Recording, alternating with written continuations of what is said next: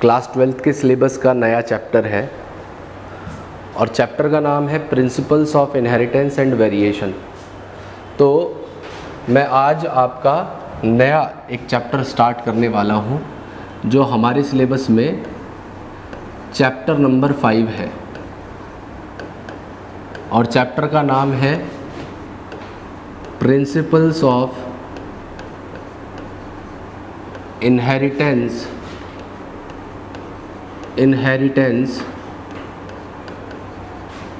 And variation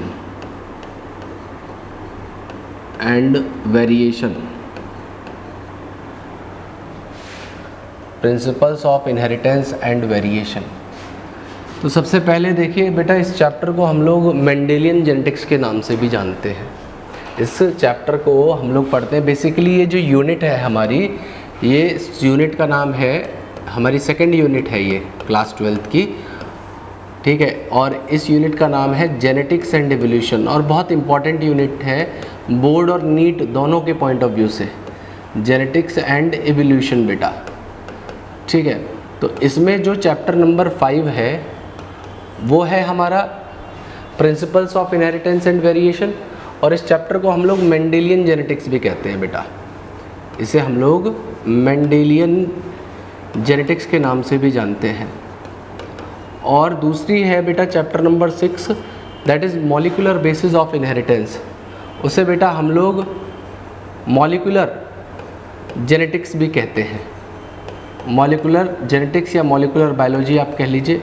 और chapter 7 है हमारा एवोल्यूशन, ठीक है, एवोल्यूशन, ठीक है। ये 3 चैप्टर्स से मिलके बेटा ये दूसरी यूनिट बनी है जिसमें हमारा चैप्टर 5 मेंडेलियन जेनेटिक्स है। अब इस चैप्टर के नाम से ही आपको पता चलेगा कि बेटा हमें इस चैप्टर में उन प्रिंसिपल्स के बारे में बात करनी है। बेसिकली हमें यहाँ पे उन प्रिंसिपल्स की बात करनी है जिनकी वजह से बेटा इनहेरिटेंस होता है। इनहेरिटेंस पहला टर्म है जो यहाँ पे आपको पढ़ने के लिए मिलेगा। तो इनहेरिटेंस का मतलब क्या है? मतलब वो प्रिंसिपल जिसकी वजह से इनहेरिटेंस होता हो और वेरिएशन होता हो। तो यहाँ पे इनहेरिटेंस का मतलब है बेटा कि इनहेरिटेंस वो प्रोसेस होता है, inheritance is a process by which characters are transmitted from one generation to other generation, जिनकी मदद से कैरेक्टर या ट्रेट्स का ट्रांसमिशन होता है एक जनरेशन से दूसरी जनरेशन तक। उस प्रोसेस को बेटा हम लोग क्या कहते हैं? उस प्रोसेस को हम लोग इनहेरिटेंस कहते हैं। एक जनरेशन से नेक्स्ट जनरेशन तक होने वाले कैरेक्टर के ट्रांसमिशन को हम लोग क्या कहते हैं? इनहेरिटेंस कहते हैं बेटा, हम उसे इनहेरिटेंस कहते हैं, ठीक है। और इनहेरिटेंस और वेरिएशन या हेरिडिटी और वेरिएशन की स्टडी को या उस ब्रांच को हम लोग जेनेटिक्स कहते हैं। तो जेनेटिक्स का मतलब क्या है? तो बेटा जेनेटिक्स एक ब्रांच है बायोलॉजी की, ध्यान से समझिएगा। Genetics is a branch of biology जिसकी मदद से या जिसमें हम लोग स्टडी करते हैं, in which we deal with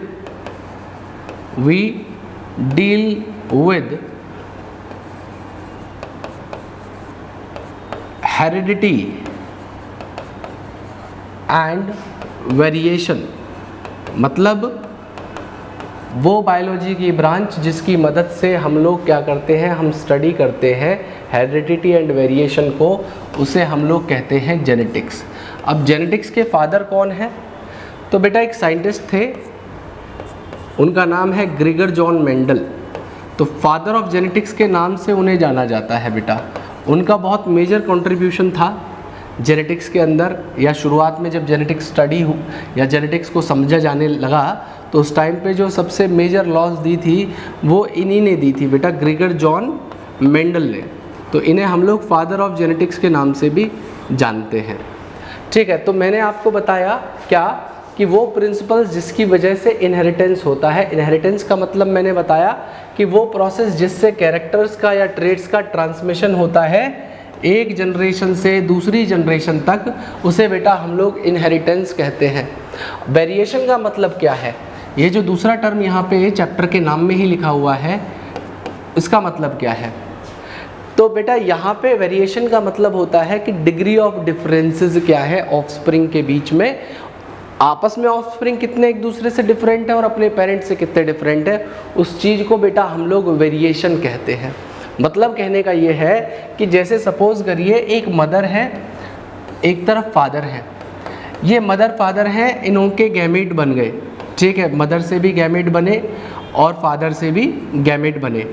अब ये दोनों गैमेट आपस में फ्यूज़ कर गए, तो यहाँ पे ऑफस्प्रिंग नंबर 1 प्रोड्यूस हुआ, फिर ऑफस्प्रिंग नंबर 2 प्रोड्यूस हुआ और ऑफस्प्रिंग नंबर 3 प्रोड्यूस हुआ। तो ये 3 बच्चे पैदा हुए। लेकिन इन तीनों बच्चों में आप एक चीज़ देखेंगे या आप खुद नोटिस करेंगे कि आपके जो सिबलिंग्स हैं, जो आपके बहन भाई हैं, आप एग्जैक्टली हूबहू उनके जैसे दिखाई नहीं देते। उनके और आपके बीच में कुछ ना कुछ बदलाव होंगे, या तो मॉर्फोलॉजिकली, फिजिकली आप एक दूसरे से थोड़े से अलग होंगे, आप अपने पेरेंट्स से थोड़े से अलग दिखते होंगे।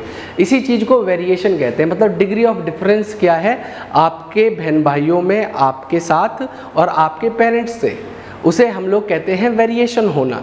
ठीक है, मैंने क्या कहा कि मदर फादर से ये जो इनकी प्रोजेनी हुई या ऑफस्प्रिंग हुए, इन प्रोजेनी के बीच में आपस में इनका आपस में एक दूसरे के साथ में कितने बदलाव हैं या चेंजेस हैं, डिफरेंसेस हैं, या इन सब का अपने मदर या फादर से क्या चेंजेस हैं, उसी चीज़ को, उसी डिफरेंस को, ठीक है, मैं क्या कह रहा हूँ, degree of differences of offspring, difference of offspring among themselves, है ना, एंड टू देयर पेरेंट्स, अपने पेरेंट्स के साथ में क्या डिफरेंसेस हैं, उसी चीज़ को वेरिएशन कहते हैं। अब वेरिएशन के कारण क्या है बेटा, 2 कारण हैं मेनली जिसकी वजह से वेरिएशन होता है। ठीक है, अगर मैं बात करूं वेरिएशन के कॉजेज़ की, कि जिस वजह से इस अर्थ पे वेरिएशन आया, तो बेटा अगर मैं बात करूं तो 2 मेन प्रोसेस हैं जिसकी वजह से वेरिएशन होगा। सबसे पहला प्रोसेस है जिसे हम लोग बेटा कहते हैं एवोल्यूशन। एवोल्यूशन की वजह से वेरिएशन होता है। एवोल्यूशन होने में बहुत लंबा समय लगता है। एवोल्यूशन एक बहुत long term, millions of year का प्रोसेस है, जिसमें कोई स्पीशीज़ धीरे धीरे अपने अंदर बदलाव लाती है अकॉर्डिंग टू द एनवायरनमेंट, या अडेप्ट करती है, तो उसके अंदर धीरे धीरे चेंजेस आते हैं। तो चेंजेस जो आ रहे हैं स्लो, बहुत ज़्यादा, ठीक है, स्लो प्रिडिक्टेबल, बहुत धीरे धीरे और लॉन्ग टर्म तक वो चेंजेस आने लग जाए, तो उसे बेटा हम लोग इवोल्यूशन कहते हैं। ठीक है, एवोल्यूशन में कोई भी स्पीशीज़ अपने अंदर बदलाव लाती है, लेकिन ये एक बहुत स्लो प्रोसेस होता है। लेकिन दूसरा जो मेन कॉज है यहाँ पे वेरिएशन का, जो दूसरा मेन कॉज है वेरिएशन का, वो है बेटा रिकॉम्बिनेशन। रिकॉम्बिनेशन कब होता है, तो रिकॉम्बिनेशन हम सब के अंदर होता है, और वो होगा कब, जब गैमेट फॉर्मेशन होनी होती है। ध्यान से समझिएगा, रिकॉम्बिनेशन की बात मैं आपको बता देता हूँ। देखिए रिकॉम्बिनेशन जो है, रिकॉम्बिनेशन हो रहा है at the time of gamete formation. अब आप सभी लोग एक बात अच्छे से जानते हैं कि गैमेट फॉर्मेशन जब भी होगा तो वहाँ पे बेटा मियोटिक डिवीजन होता है या मियोसिस होता है। ठीक है, और इस मियोसिस के 2 फेजेस होते हैं, जिसमें एक फेज़ हुआ करता है जिसे हम लोग कहते हैं मियोसिस 1, जिसे हम लोग मियोसिस 1 कहते हैं। तो अगर आपने मियोसिस 1 के प्रोफेज 1 को पढ़ा हो, इस मियोसिस 1 के प्रोफेज 1 को पढ़ा हो, तो उसके अंदर एक स्टेज होती है बेटा जिसे हम लोग कहते हैं पैकाइटीन। इस पैकाइटीन के दौरान एक बहुत इम्पॉर्टेंट इवेंट होता है, जिस इवेंट को नाम दिया गया है बेटा क्रॉसिंग ओवर। ठीक है, इस पैकाइटीन स्टेज के दौरान क्या होता है, एक मेजर इवेंट होता है क्रॉसिंग ओवर, और यही क्रॉसिंग ओवर रेस्पॉन्सिबल है हमारे वेरिएशन के लिए। मतलब यहाँ पे क्या होता है, दो होमोलोगस क्रोमोसोम, ध्यान से समझिएगा मैं क्या कह रहा हूँ, दो होमोलोगस क्रोमोसोम एक दूसरे को इस तरीके से क्रॉस ओवर कर लेते हैं और क्रॉस ओवर करने के बाद में एक एंजाइम होता है जिस एंजाइम को बेटा हम लोग रिकॉम्बिनेज एंजाइम कहते हैं। एंजाइम को मैं क्या नाम दे रहा हूँ, रिकॉम्बिनेज एंजाइम बेटा। तो ये जो रिकॉम्बिनेज एंजाइम है ये क्या करता है, यहाँ पे रैंडम एक्सचेंज करवाता है जेनेटिक सेगमेंट्स का, यहाँ पे रैंडम एक्सचेंज करवाएगा, इनके बीच में जेनेटिक सेगमेंट का रैंडम एक्सचेंज करवाएगा। तो यहाँ पे ये क्या करेगा बेटा, रैंडम एक्सचेंज करवाएगा, रैंडम एक्सचेंज करवाएगा of genetic segment, of genetic segment का रैंडम एक्सचेंज करवाता है ये रिकॉम्बिनेज एंजाइम। और मैंने क्या बताया कि ये प्रोसेस रैंडम है, मतलब इसमें ये नहीं होगा कि भाई पहली बार जिस जगह पे रिकॉम्बिनेशन हुआ है उसी जगह पे दोबारा रिकॉम्बिनेशन हो। मतलब हो सकता है कि आपके टाइम पे जब आपके पेरेंट्स के अंदर गैमेट फॉर्मेशन हो रहा हो तो उस टाइम पे रिकॉम्बिनेज किसी और साइट पे एक्शन ले, और दूसरे जब आपके सिबलिंग के टाइम पे गैमेट फॉर्मेशन हुआ होगा तो उस टाइम पे इस रिकॉम्बिनेज ने एक अलग साइट पे एक्शन लिया होगा, जिसकी वजह से उसके अंदर और आपके अंदर जो जेनेटिक सेगमेंट्स गए वो थोड़े से एक दूसरे से डिफरेंट थे बेटा। तो रिकॉम्बिनेज की वजह से क्या हुआ, क्रॉसिंग ओवर हुआ, रैंडम एक्सचेंज हुआ जेनेटिक सेगमेंट का, और इसी प्रोसेस को बेटा हम लोग रिकॉम्बिनेशन कह देते हैं। और रिकॉम्बिनेज एंजाइम इस चीज़ को करवाता है, किस स्टेज पे करवाएगा तो ये भी आप जानते हो, ये बेटा मियोसिस 1 के प्रोफेज 1 के पैकेटीन स्टेज के ऊपर होगा। ठीक है, तो ये तो बात रही बेटा बहुत बेसिक सी।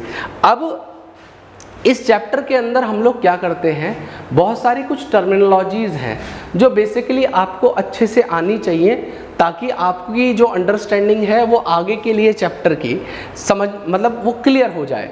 मतलब आगे इन फ्यूचर जब हम लोग चैप्टर आगे प्रोसीड करेगा तो कुछ ऐसे टर्म्स आएंगे जो आप जिन टर्म्स से अच्छे से फैमिलियर नहीं होंगे और आपने उन टर्म्स को पढ़ा तो आप समझ नहीं पाएंगे। तो मैं उन कुछ टर्मिनोलॉजीज़ को या इम्पॉर्टेंट टर्मिनोलॉजीज़ को उनको मैं आपको इसमें क्लियर करवाना चाहूँगा, जिससे कि आपको इन फ्यूचर जब इस चैप्टर को हम लोग आगे प्रोसीड करें तो कुछ भी चीज़ समझने में दिक्कत ना हो।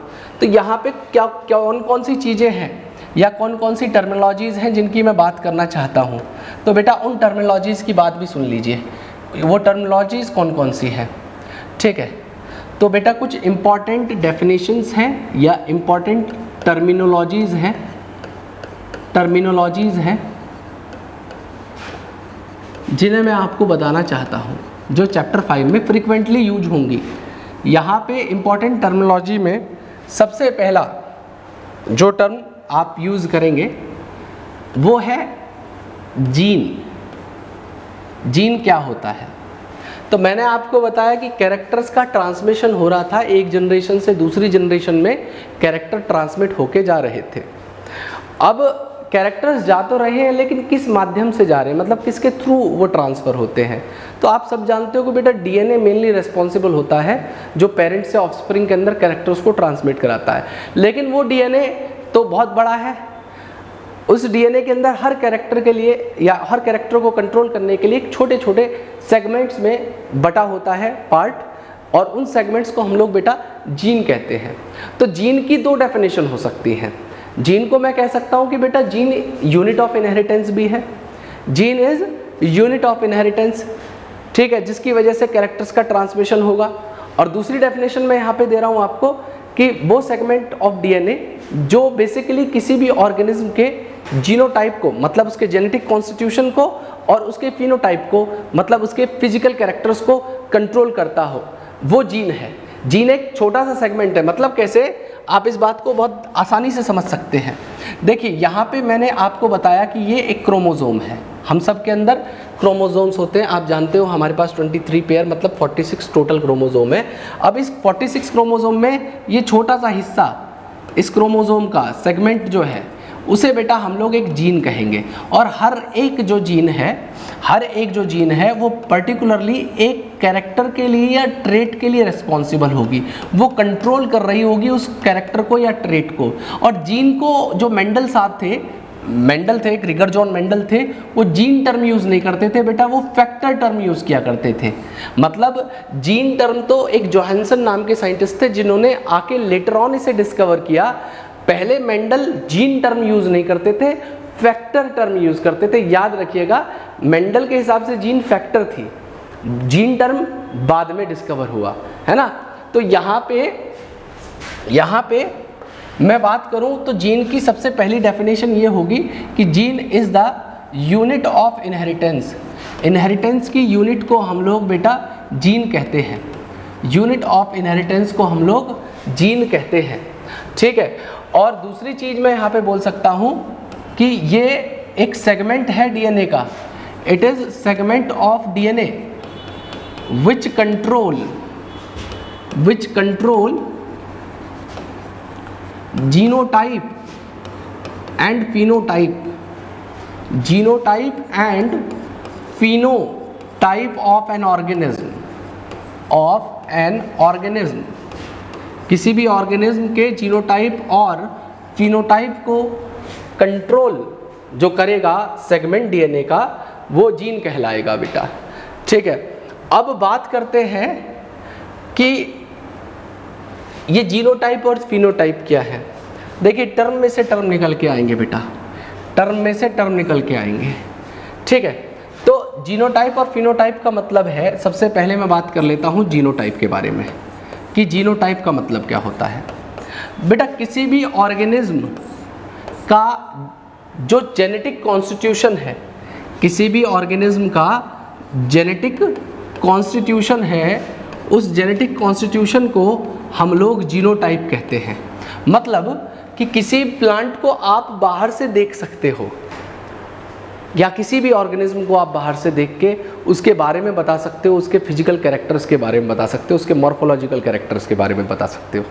मतलब आपके सामने एक प्लांट है और मैं आपसे कहूँ कि इस प्लांट को देख के आप ये बताएं कि ये प्लांट क्या है, टॉल है, ड्वार्फ है, तो आपके दिमाग में क्या होगा, उस प्लांट की स्पीशीज़ के जितने भी इस धरती पे प्लांट्स हैं उनके बेसिस पे आपके दिमाग में आएगा कि हाँ, आपने सारे प्लांट्स देखे होंगे, तो आपको पता होगा, कंपैरिजन आएगा कि ये प्लांट उन सारे प्लांट्स के मुकाबले लगभग बराबर है या छोटा है, तो आप बता पाओगे कि वो प्लांट टॉल है। आप फ्लावर कलर में पूछूंगा, आप देख के बता सकते हो कि वो फ्लावर कलर है, उसका वॉलेट है, रेड है, वाइट है, जिस भी कलर का फ्लावर है आप उसके फ्लावर कलर को बता पाओगे। आपसे मैं बोलूँगा भाई सीड कलर बताना, तो आप सीड कलर को भी बता सकते हो। तो जो भी चीज़ें बेटा आप बाहर से, जो भी चीज़ें आप कैरेक्टर्स या मॉर्फोलॉजिकल फीचर जिन्हें आप बाहर से ऑब्जर्व कर सकते हो, जो भी उसके मॉर्फोलॉजिकल कैरेक्टर्स हैं, वो तो होते हैं फिनोटाइप। लेकिन अब सपोज करिए मैं किसी ऑर्गेनिज्म के मैं कहूँ कि भाई उसके आप जीनोटाइप के बताइए, मतलब आप ये बताइए कि उसके अंदर जो जीन है वो जीन बेसिकली डोमिनेंट या रिसेसिव फॉर्म में प्रेजेंट है, हेट्रोजाइगस फॉर्म में प्रेजेंट है, होमोजाइगस फॉर्म में प्रेजेंट है। तो मेरे हिसाब से आप बाहर से देख के किसी भी ऑर्गेनिज्म के डीएनए के बारे में नहीं बता सकते। तो जो चीज़ आप बाहर से देख के ना बता पाओ, जो उसका जेनेटिक कॉन्स्टिट्यूशन हो, वो बेटा जीनोटाइप कहलाता है। मतलब जीनोटाइप का क्या हुआ, जैसे मैंने आपको बोला कि भाई एक कोई प्लांट है बाहर से दिख रहा है, वो टॉल है, आपने देखा, आपने बता दिया कि सर ये प्लांट टॉल है। अब ये प्लांट टॉल है, तो टॉल में तो ये दोनों कंडीशन हो सकती है, ये प्लांट इस कंडीशन में भी हो सकता है, इस कंडीशन में भी हो सकता है। तो ये आप बाहर से देख के नहीं बता सकते हो कि प्लांट इस कंडीशन में है या इस कंडीशन में है। मेरी बात समझ पा रहे हो?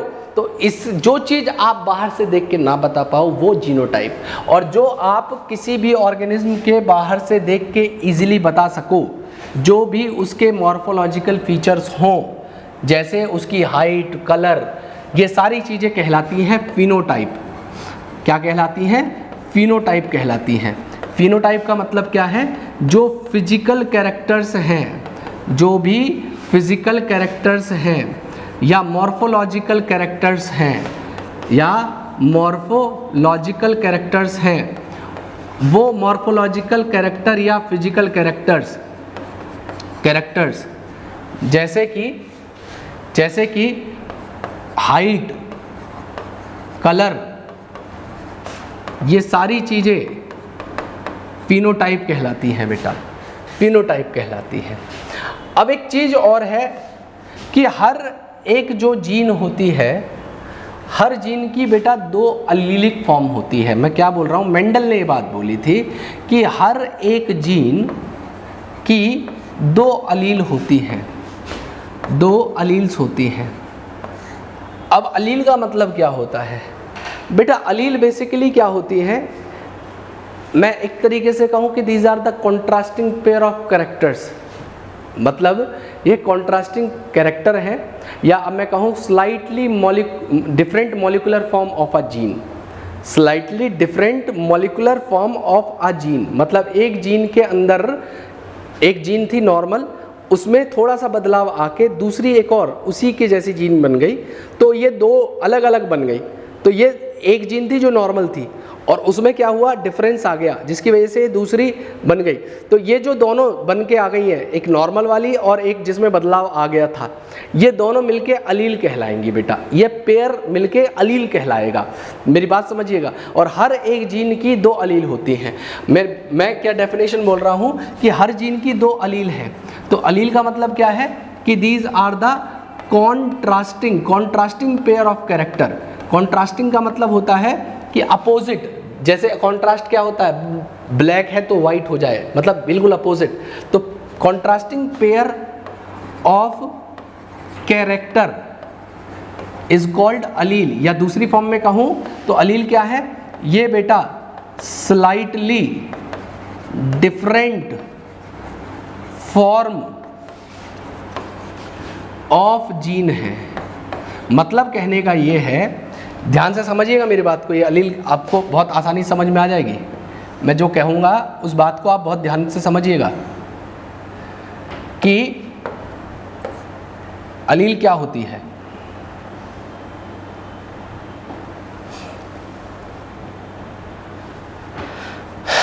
देखिए यहाँ पे होमोलोगस क्रोमोसोम है। होमोलोगस क्रोमोसोम वो जो सेम होते हैं। अब कैसे सेम है, तो बेटा मैं ह्यूमंस की अगर बात करूं या जितने भी प्लांट्स हैं जो बेसिकली डिप्लॉयड होते हैं, डिप्लॉयड मतलब जिनके अंदर हर क्रोमोसोम की 2 कॉपी प्रेजेंट होती हैं, उन्हें बेटा हम लोग डिप्लॉयड कहते हैं। मतलब हम सबके अंदर 23 पेयर ऑफ क्रोमोसोम हैं, 23 पेयर ऑफ क्रोमोसोम है। मतलब कि टोटल क्रोमोसोम तो 23 हैं, लेकिन हर क्रोमोसोम की 2 कॉपियां हैं। टोटल हमारे पास में 46 क्रोमोसोम होते हैं। मतलब कि हमारे पास में क्रोमोसोम नंबर 1 की 2 कॉपियां हैं, ऐसे ही क्रोमोसोम नंबर 2 की 2 कॉपियां हैं, ऐसे ही सारे क्रोमोसोम की and so on till 23rd chromosome, her chromosome की 2 कॉपी है। तो जहाँ पे आपको हर क्रोमोसोम की 2 कॉपी देखने के लिए मिले बेटा, वो डिप्लॉयड कहलाते हैं, वो बेसिकली डिप्लॉयड होते हैं।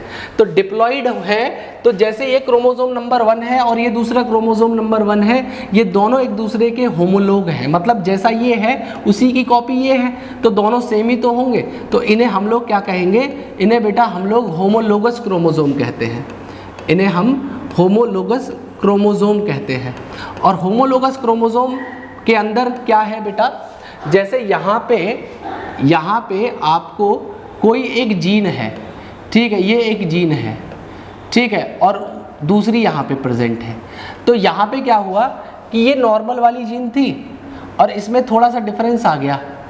जीन यही थी होमोलोगस पे, लेकिन उसमें थोड़ी सी डिफरेंट है। तो मैंने क्या बोला कि slightly different form of a gene. अब जैसे सपोज करो ये जो जीन थी ये बेसिकली प्लांट हाइट को कंट्रोल करती थी।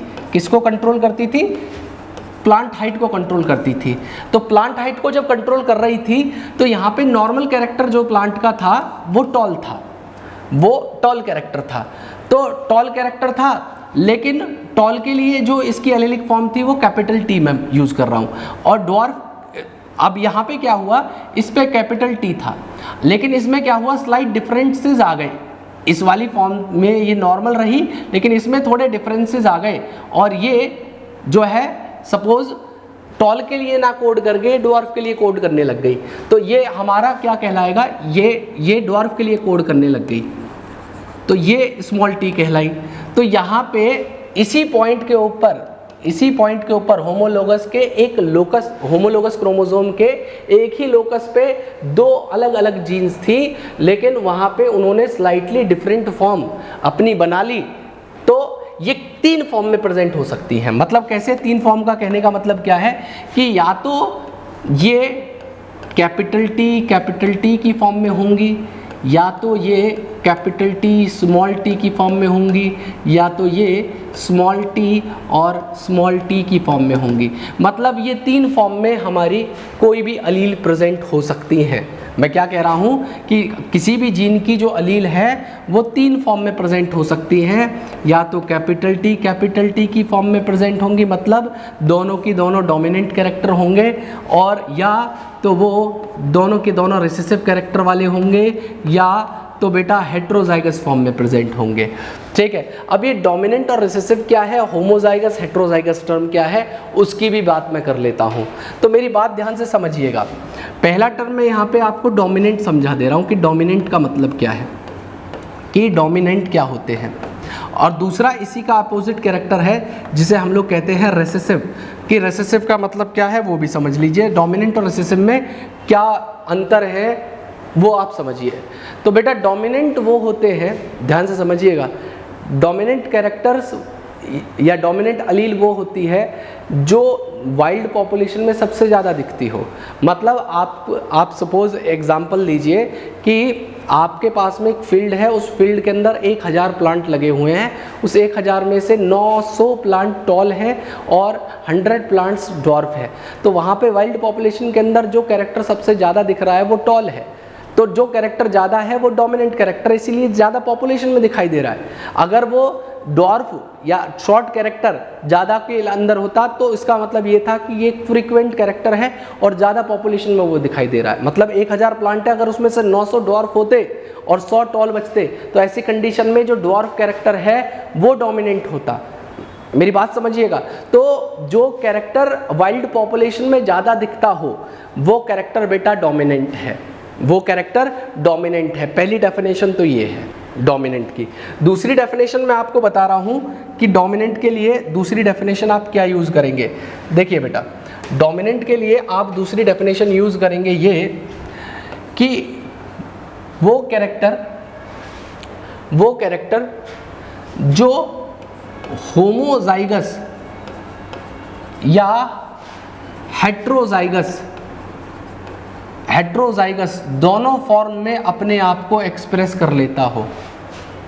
मैंने क्या कहा कि वो अलील जो होमोजाइगस हेट्रोजाइगस दोनों ही फॉर्म में अपने आप को क्या कर ले, एक्सप्रेस करवाए। या मैं एक तरीके से कहूँ कि वो अलील जो डोमिनेंट या रेसेसिव दूसरी वाली अलील है, उसके प्रेजेंस होने के बावजूद भी अपने आप को एक्सप्रेस कर ले जाए। पहला डेफिनेशन मैंने बोला जो होमोजाइगस, मतलब जब कैपिटल टी था तो प्लांट टॉल था, और जब कैपिटल टी स्मॉल टी है तो भी प्लांट टॉल है। तो देखिए होमोजाइगस फॉर्म में भी अपने आप को एक्सप्रेस कर रहा है, हेट्रोजाइगस फॉर्म में भी अपने आप को एक्सप्रेस कर रहा है। इसका मतलब ये जो कैरेक्टर है कैपिटल टी वाला या ये जो अलील है ये बेसिकली एक डोमिनेंट फॉर्म है जो अपने आप को एक्सप्रेस करवा ले जाती रही है हर कंडीशन में, चाहे डोमिनेंट हो रिसेसिव कंडीशन हो।